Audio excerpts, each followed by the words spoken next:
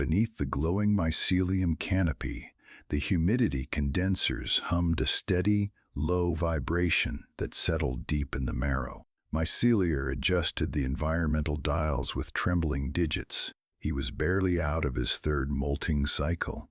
He had been elevated to acting intelligence provisional lead only days ago, thrust into the role because the senior director had taken ill. The hub smelled heavily of damp earth and the rich metallic tang of organic data networks. Golden spore haze drifted continuously from the rim of his wide mushroom cap head. The color was a biological indicator of steady, calm processing. He stepped up to the primary holographic table.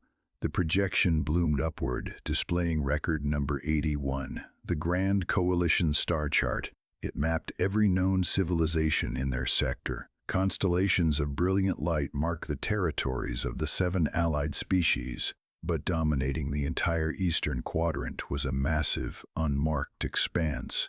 It was a data gap larger than all the claimed territories combined. Mycelium stared at the dark patch for a long moment. He assumed it was simply a cartography weave error and swiped the projection away. Getty images. The Coalition relied exclusively on standard electromagnetic sweeps to map the galaxy and monitor borders. It was a practically flawless system for finding warp signatures, communication lasers, or thermal engine plumes. They never considered gravity as a medium. A gravity wave detector of sufficient sensitivity could sense the mass of an entire fleet without ever seeing a single hull. It could feel the literal weight of ships bending the fabric of space itself. The Coalition did not use such instruments. They only looked for light, ignoring the unseen weight pressing against the dark. Schmusserbach. The Coalition was about to learn what happens when you look for light in the dark. The real shock was just beginning. A low thrum. The holographic link established itself in the dead center of the room, displacing the humid air. The multi-species war chamber materialized around him in shimmering, translucent blue light. 1,000 warships had amassed at the very edge of the human expansion corridor. 7 advanced species had contributed to the unprecedented armada. On the projection, the Belvani representative stood tall and impossibly thin. His bone-white skin was smooth and almost glass-like. The complex vascular network visible just beneath his flesh pulsed with a calm, milky white fluid. Complete confidence radiated from the assembly. They were facing a fledgling, isolated species that had barely reached Tier 2 expansion metrics. The primary communication relay chimed. A human diplomatic channel had opened. Every alien delegate turned their attention toward the audio receiver. The translation matrix worked for a fraction of a second, processing the human response to their unconditional surrender demand. "We decline your terms." Nothing. There was no counteroffer. No impassioned plea for mercy. No attempt at negotiation. Mycelium felt a strange, cold flutter in his gills. The golden spore haze around his cap thickened slightly. He checked the live telemetry streaming from the vanguard ships. The Coalition fleet had crossed the border into human space. They had expected to hit a massive defensive line. Instead, the tactical display painted a picture so absurd it bordered on insulting. Just 20 human vessels hung in the black. The Belvani representative let out a sharp, clicking laugh that rattled through the audio feed. The rest of the war chamber echoed with similar sounds of deep amusement and relief. The High Command immediately ordered the vanguard to advance at full speed and crush the tiny, foolish resistance. Mycelium watched the data streams cascade down the bioorganic walls of his hub in shimmering green lines. He knew he should have felt the same triumphant surge as the generals. He did not.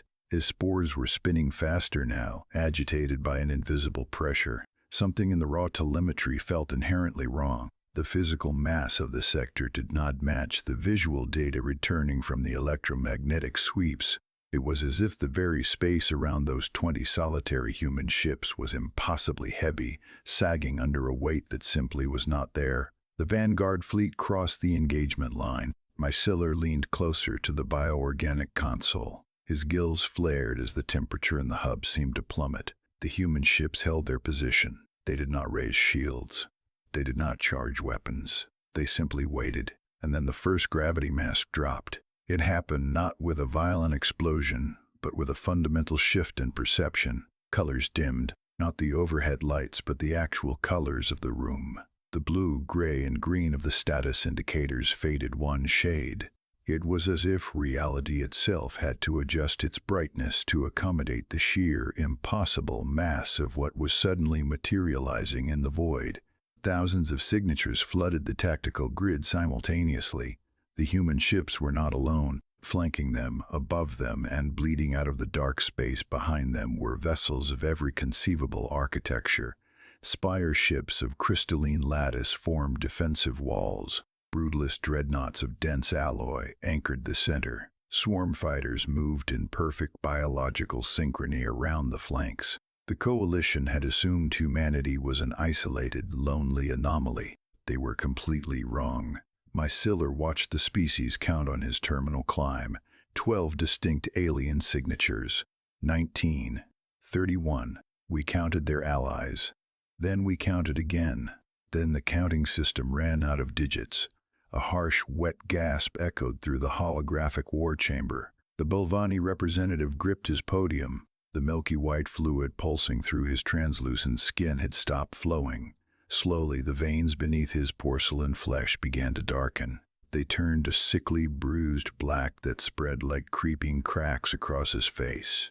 The entire coalition leadership watched in paralyzed silence as their vanguard fleet was swallowed by an armada 10 times their size. Then the human diplomatic channel hissed open once more. The translated voice was calm, completely devoid of malice.